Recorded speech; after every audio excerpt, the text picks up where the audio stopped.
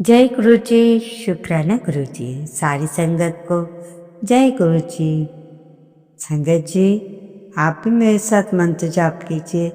मैं गुरु जी से आज्ञा लेती हूँ और मंत्र जाप के साथ आज और शुक्राना सत्संग शुरू करती हूँ। ओम नमः शिवाय। शिव जी सदा सहाय। ओम नमः शिवाय। गुरु जी सदा सहाय। जय गुरु जी। शुक्राना गुरु जी। गुरु जी के चरणों में कोटि कोटि नमन।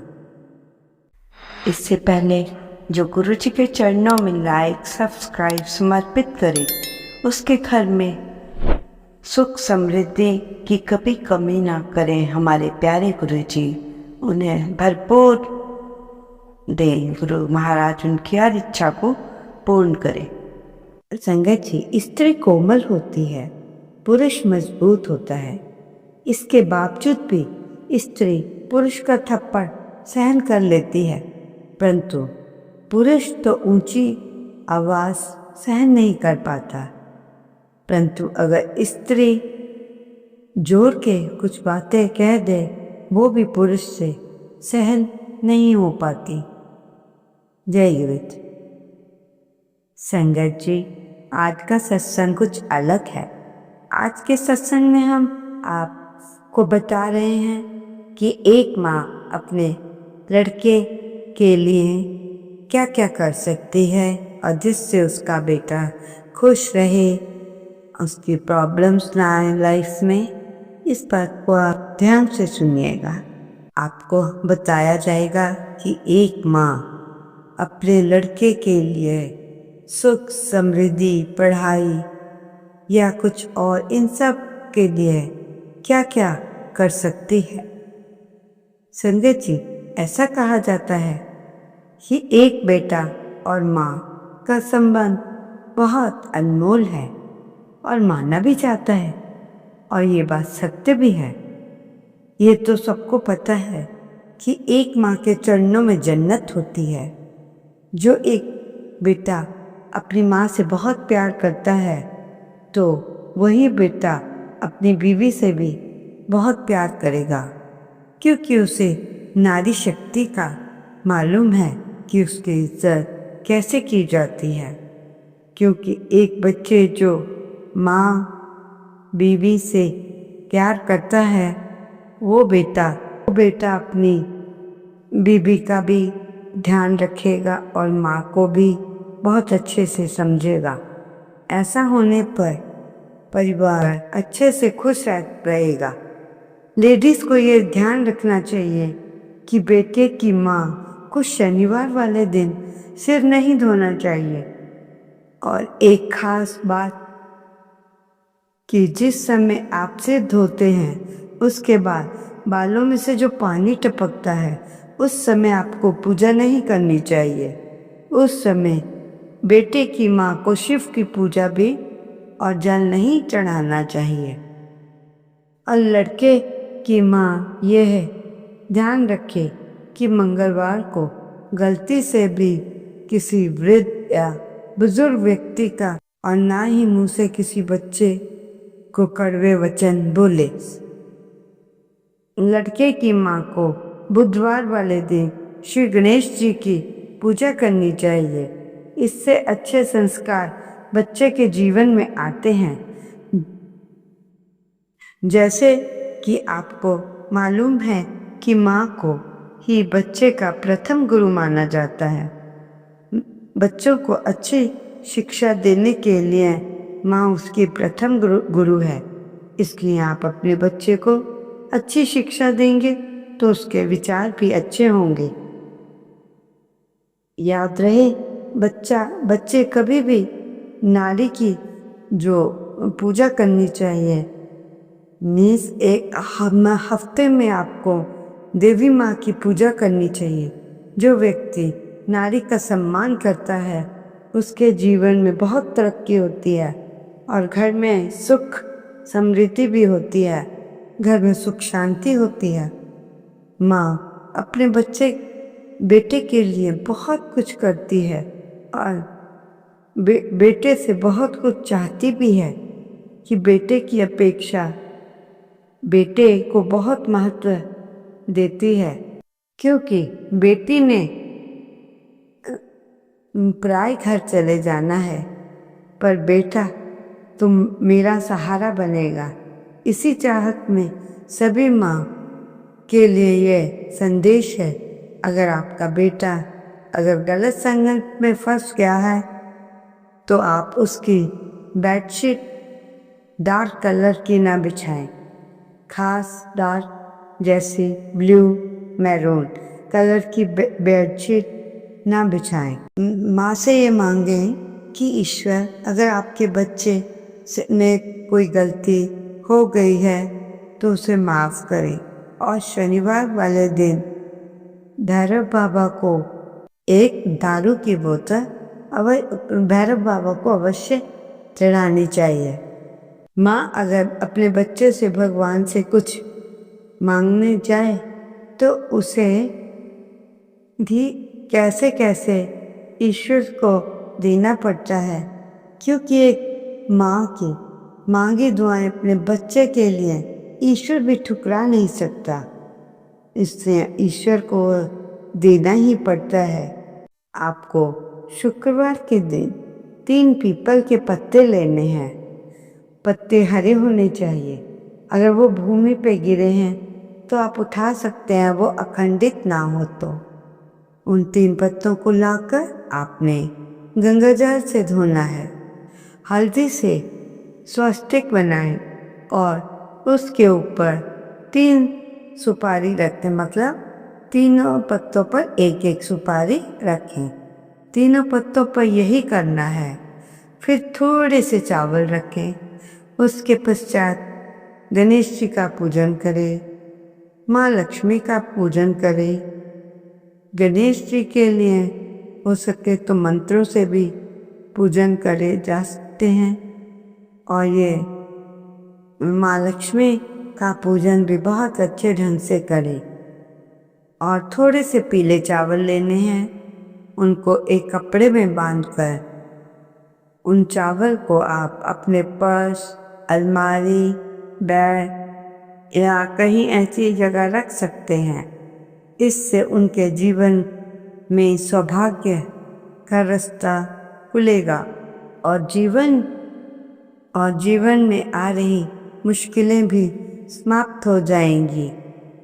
अगर आपके बच्चे के जीवन से कष्ट नहीं जा रहा तो आपने 250 ग्राम चावल, सही चावल और अखंडित ना हो, और इस बात का आपने खास ध्यान रखना है।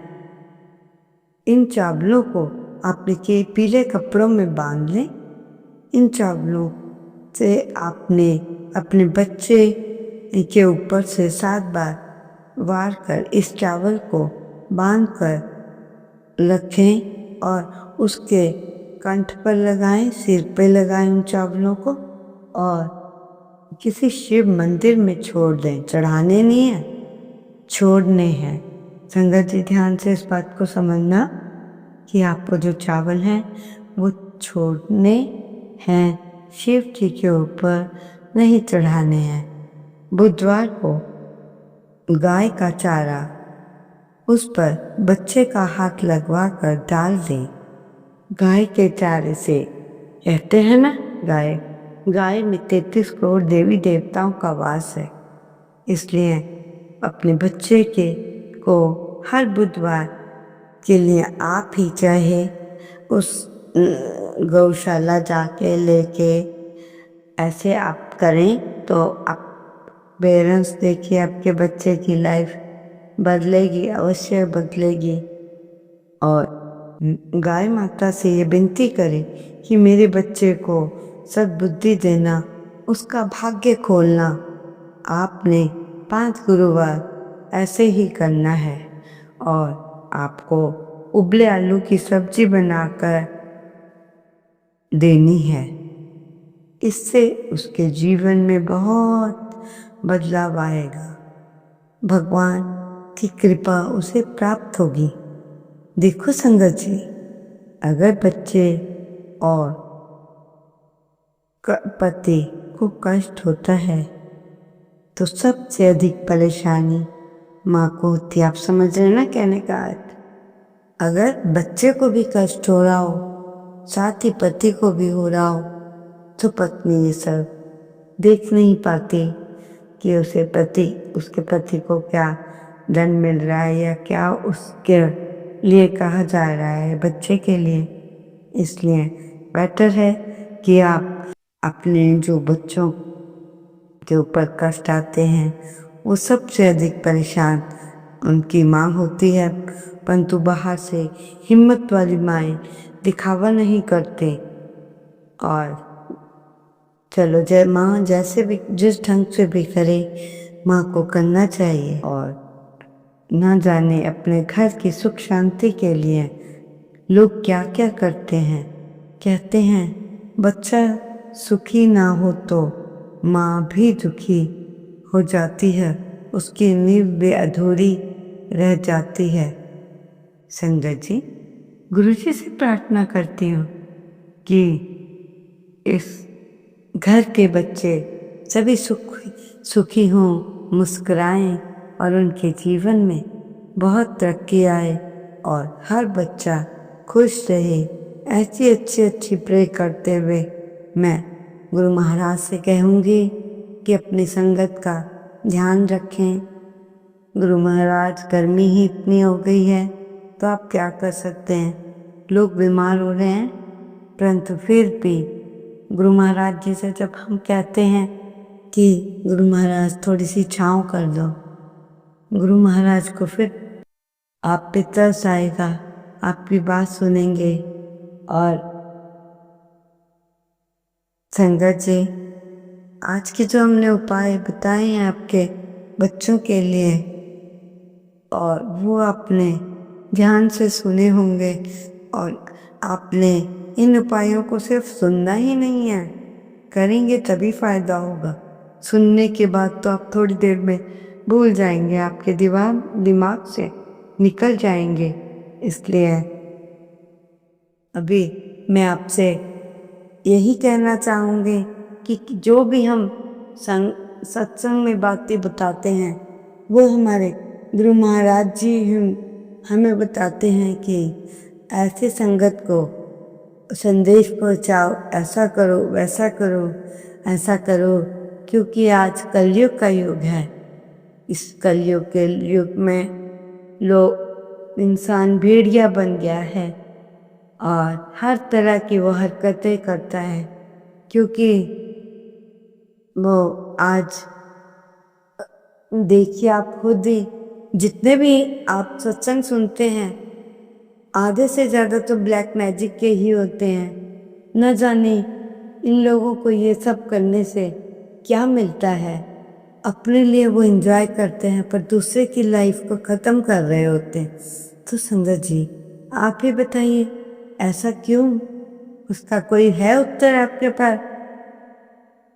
क्योंकि वो आपकी तरक्की भी नहीं देख पा रहे, दिल से आपको ना मानकर बाहरी दिखावा करते हैं। और इससे जब आपको धोखा मिलता है तभी आप समझते हैं संगत जी कि वाकई गुरु महाराज सही करते थे कि अपनी ही टीम में रहो, दूसरों की नहीं।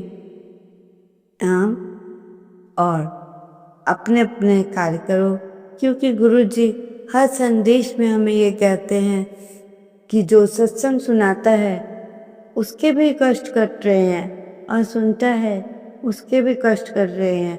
यदि आपका 5 मिनट का भी सत्संग हो तो बीच में आपने रुक कर अपने गुरु महाराज जी की बड़ाई करनी है, मतलब उनकी जो अच्छी बातें हैं उन्हें गुरु जी से कहना है, और उनका आपने अपने घर में हो रही मुसीबतों को भी आपने अच्छे ढंग से झेलना है।